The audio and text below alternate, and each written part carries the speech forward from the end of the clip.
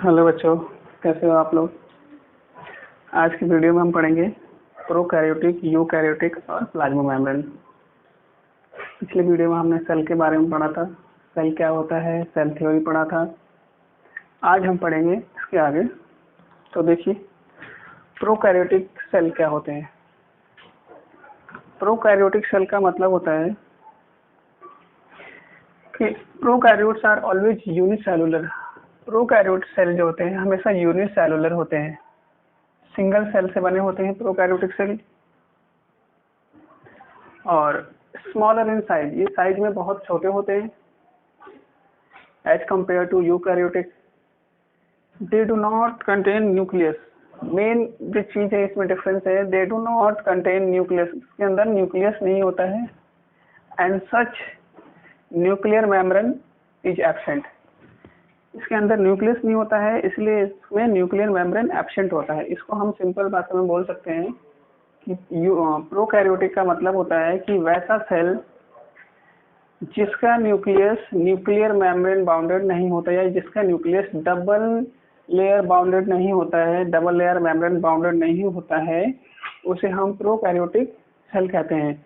और जैसे कि हम 8th क्लास में पढ़ते थे, 8th क्लास में हमने पढ़ा है कि प्रोकैरियोटिक सेल का मतलब होता है कि जिसका न्यूक्लियस वेल डिफाइन नहीं होता है, उसको हम प्रोकैरियोटिक कहते हैं।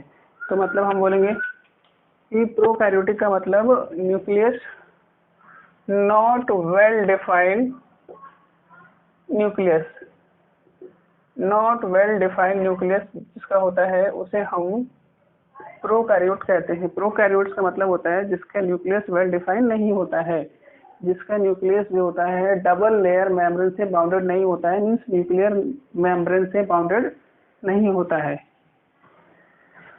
तो मेम्ब्रेन, इसके अंदर प्रोकैरियोट्स में membrane bounded cell organelles absent होते हैं। अभी मेम्ब्रेन बाउंडेड सेल ऑर्गेनेल्स क्या होते हैं जो हम आगे पढ़ेंगे, जैसे माइटोकॉन्ड्रिया हो गया, गोल्गी अपैरेटस हो गया, या एंडोप्लाज्मिक रेटिकुलम हो गया। ये सारे जो ऑर्गेनेल्स होते हैं मेम्ब्रेन बाउंडेड सेल ऑर्गेनेल्स, वो एब्सेंट होते हैं। इसमें क्रोमोसोम्स जो पाए जाते हैं वो सिंगल क्रोमोसोम्स पाए जाते हैं। क्रोमोसोम से सिंगल, इसमें क्रोमोसोम क्या होते हैं, सिंगल होते हैं। ठीक है।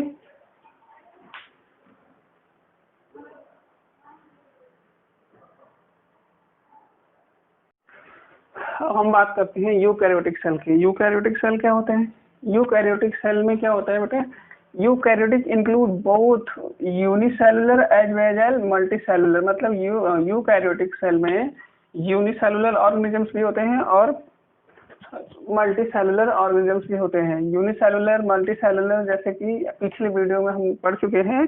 यूनिसेलुलर क्या होते हैं कि जो सिंगल सेल से बने होते हैं उसे हम यूनिसेलुलर कहते हैं।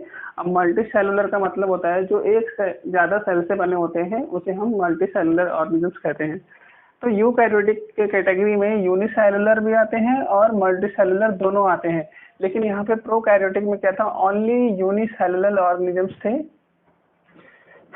तो इसमें देखिए आपको यूकैरियोटिक में जो साइज होता है लार्जर साइज होता है, लार्जर इन साइज। यूकैरियोटिक जो होते हैं प्रोकैरियोटिक के कंपैरिजन में लार्ज होते हैं, साइज बड़े होते हैं। They contain nucleus surrounded by nuclear membrane. इसके अंदर जो न्यूक्लियस, इसके अंदर न्यूक्लियस होता है और न्यूक्लियस जो होता है वो मेम्ब्रेन से सराउंडेड होता है, मेम्ब्रेन बाउंडेड होता है। जैसे इसमें था कि मेम्ब्रेन बाउंडेड, सॉरी न्यूक्लियस नहीं था इसमें, और न्यूक्लियस जो था मेम्ब्रेन से बाउंडेड नहीं था। तो इसको हम कह सकते हैं कि इसका मतलब ये हुआ that is well defined nucleus is present. इसके अंदर न्यूक्लियस जो होते हैं वेल डिफाइंड होते हैं। वेल डिफाइंड का मतलब कि इसका जो न्यूक्लियस होता है, यूकैरियोटिक का nucleus double layer membrane bounded होता है। जो न्यूक्लियर मेम्ब्रेन होता है डबल लेयर होते हैं, इसीलिए इसे हम वेल डिफाइंड कहते हैं। मेम्ब्रेन बाउंडेड सेल ऑर्गेनेल्स, इसके अंदर membrane bounded cell organelles absent थे, इसमें मेम्ब्रेन बाउंडेड सेल ऑर्गेनेल्स जो है प्रेजेंट है।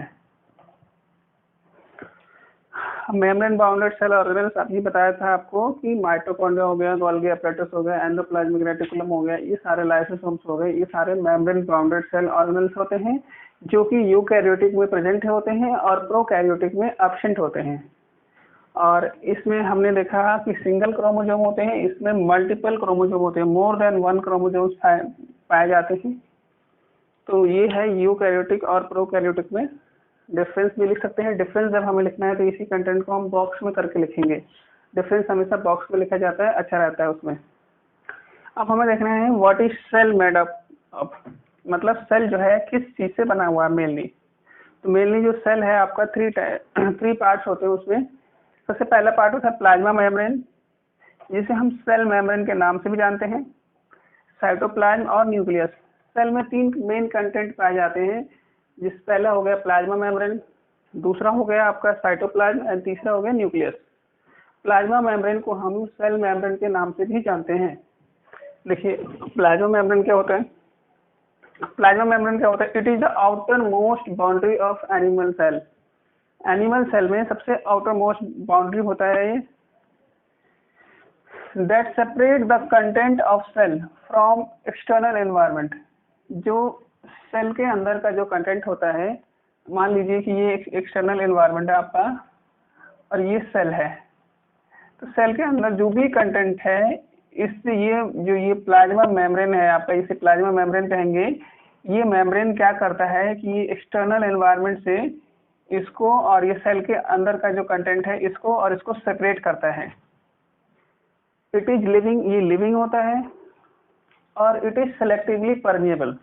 सिलेक्टिवली परमिएबल होता है। अब देखिए प्लाज्मा मेम्ब्रेन क्या होता है। प्लाज्मा मेम्ब्रेन में जो होता है ना, छोटे छोटे पोर्स होते हैं, स्मॉल पोर्स पाए जाते हैं, जो क्या करते हैं मटेरियल के एक्सचेंज में हेल्प करते हैं। इसको हम सिलेक्टिवली परमिएबल कहते हैं। सिलेक्टिवली परमिएबल का मतलब होता है कि सिलेक्टेड चीजों को ये एंट्री और एग्जिट करने देता है। It is found in both, plant cell में भी पाया जाता है और एनिमल सेल में भी पाया जाता है। ठीक है, एनिमल सेल में सबसे फर्स्ट बाउंड्री होता है, प्लांट सेल में सेकंड आता है, सेल वॉल के बाद आता है। और ये it is made up of lipids and protein, ये लिपिड्स और प्रोटीन से बना होता है। इसका काम क्या होता है, it provide elasticity to the cell, cell को इलास्टिसिटी देता है, लचीलापन देता है। और इसका मेन जो काम है ये है कि it allows entry and exit of material in and out from the cell. ये क्या होता है, सेलेक्टिवली परमिएबल होने के कारण ये मटेरियल को इन एंड आउट कराता है। एक क्वेश्चन बनता है इससे, बहुत इंपॉर्टेंट क्वेश्चन है आपका, और ये क्वेश्चन है why is plasma membrane called selectively permeable membrane. मतलब प्लाज्मा मेम्ब्रेन को हम सेलेक्टिवली परमिएबल मेम्ब्रेन क्यों कहते हैं। अब हम इसको ये भी कह सकते हैं इस सेल मेम्ब्रेन को, प्लाज्मा मेम्ब्रेन की जगह हम लिख सकते हैं सेल मेम्ब्रेन को सेलेक्टिवली परमिएबल मेम्ब्रेन क्यों कहते हैं, क्योंकि देखिए प्लाज्मा मेम्ब्रेन और सेल मेम्ब्रेन दोनों क्या होता है, सेम होता है। ठीक है, अलग अलग नाम है, चीज एक ही है। तो प्लाज्मा मेम्ब्रेन को सेलेक्टिवली परमिएबल मेम्ब्रेन क्यों कहा जाता है, देखिए तो plasma membrane is called selectively permeable membrane because it allow only selected materials या selected substance to pass through it and at the same time prevent the movement of some other material। अब इसका मतलब देखिए, ये क्या करता है plasma membrane, जो सेल के काम की चीज होती है वो क्या करता है सेल के अंदर आने देता है। सेल के काम की चीजें होती है, जैसे डाइजेस्टेड फूड हो गया, वाटर हो गया, ऑक्सीजन हो गया, ये सेल के अंदर एंट्री कराता है। और जो सेल के वेस्ट प्रोडक्ट होते हैं उसको सेल से बाहर निकालता है। तो ये सेलेक्ट करके निकालता है कि कौन सी चीज सेल के काम का है और कौन सी चीज सेल के लिए काम का नहीं है, मतलब सेल के लिए वेस्ट है। तो उन चीजों को वो बाहर निकालता है जो वेस्ट होते हैं, और उन चीजों की वो एंट्री कराता है जो सेल के लिए काम के होते हैं। इसीलिए इसे हम कहते हैं सिलेक्टिवली परमिएबल मेम्ब्रेन। मतलब वो सिलेक्ट करता है कि वेस्ट क्या है और काम की चीज क्या है। एट द सेम टाइम, इसीलिए हम इसे सिलेक्टिवली परमेएबल मेम्ब्रेन कहते हैं। जो वेस्ट चीजें होती हैं उसको बाहर निकालना और जो काम की चीजें होती हैं उसको एंट्री कराता है, इसीलिए हम इसको सिलेक्टिवली परमेएबल मेम्ब्रेन कहते हैं। सेल के लिए काम की चीजें क्या होती है, डाइजेस्टेड फूड हो गया, वाटर हो गया, ऑक्सीजन गैस हो गया, तो ये सारी जो चीजें होती हैं काम की होती हैं, और ये सारी मटेरियल्स जो होते हैं प्लाज्मा मेम्ब्रेन के थ्रू सेल के अंदर जाते हैं। अच्छा देखिए, जैसे गैसेज होते हैं, gases like CO2 and O2, gases CO2 और O2 का एक्सचेंज होता है, मीन्स कि सेल को ऑक्सीजन गैस चाहिए होता है और CO2 गैस उसको रिमूव करना होता है। तो इसका जो मूवमेंट होता है वो होता है, एक प्रोसेस होता है डिफ्यूजन प्रोसेस के थ्रू होता है। इसका जो मूवमेंट होता है वो डिफ्यूजन प्रोसेस के थ्रू होता है। डिफ्यूजन हम अगले वीडियो में पढ़ेंगे। और उसके बाद वाटर का movement of water is through osmosis. Water का जो मूवमेंट होता है सेल के अंदर वो ऑस्मोसिस के थ्रू होता है।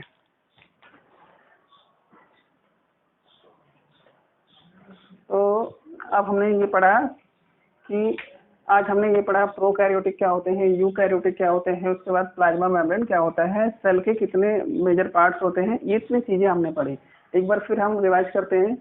प्रोकैरियोटिक सेल क्या होते हैं? प्रोकैरियोटिक सेल जो होते हैं मेन, अगर हम देखेंगे प्रोकैरियोटिक और यूकैरियोटिक में क्या डिफरेंस है, तो प्रोकैरियोटिक सेल का न्यूक्लियस जो होता है वेल डिफाइंड नहीं होता है और यूकैरियोटिक सेल का न्यूक्लियस वेल डिफाइंड होता है। तो मेन डिफरेंस इसमें ये है। बाकी तो देखिए प्रोकैरियोटिक में सिंगल क्रोमोसोम्स होते हैं, इसमें मल्टीपल क्रोमोसोम्स में। प्रोकैरियोटिक जो होते हैं यूनिसेलुलर होते हैं और यूकैरियोटिक जो होते हैं मल्टी सेलुलर होते हैं। चलिए देखिए, एक चीज मैं भूल गया था बताना कि एग्जाम्पल क्या है प्रोकैरियोटिक सेल का। जैसे साइनोबैक्टीरिया हो गया, जिसे हम ब्लू ग्रीन एल्गी भी कहते हैं, और इसका एग्जाम्पल है ऑल ऑर्गेनिजम्स एक्सेप्ट साइनोबैक्टीरिया। मतलब इसको छोड़ के सभी ऑर्गेनिजम्स जो होते हैं यूकैरियोटिक के एग्जाम्पल्स होते हैं। हम लोग भी यूकैरियोटिक, मल्टी सेलुलर जो भी होंगे सारे के सारे यूकैरियोटिक। अब उसके बाद तो जैसे यूनिसेलुलर में क्या आता है आपको, साइनोबैक्टीरिया, जिसको ब्लू ग्रीन एल्गी के नाम से भी जानते हो आप लोग, 8th क्लास में पढ़ा था आपने ब्लू ग्रीन एल्गी क्या होता है। तो ये प्रोकैरियोटिक और यूकैरियोटिक में डिफरेंस हो गया। सेल जो होते हैं 3 कंटेंट होते हैं, सेल के मेजर पार्ट्स होते हैं 3। प्लाज्मा मेम्ब्रेन जिसको हम सेल मेम्ब्रेन भी कहते हैं, साइटोप्लाज्म एंड न्यूक्लियस। तो हम प्लाज्मा मेम्ब्रेन के बारे में पढ़ेंगे। प्लाज्मा मेम्ब्रेन क्या होता है? सेल का एनिमल सेल का सबसे आउटर मेम्ब्रेन होता है।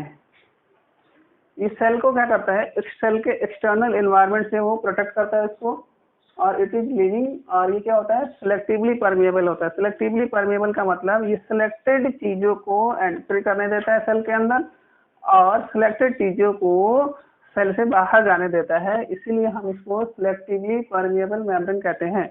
अब जैसे सिलेक्टेड चीजों को एंट्री किस चीज की कराएगा, ये ऑक्सीजन हो गया, डाइजेस्टेड फूड हो गया,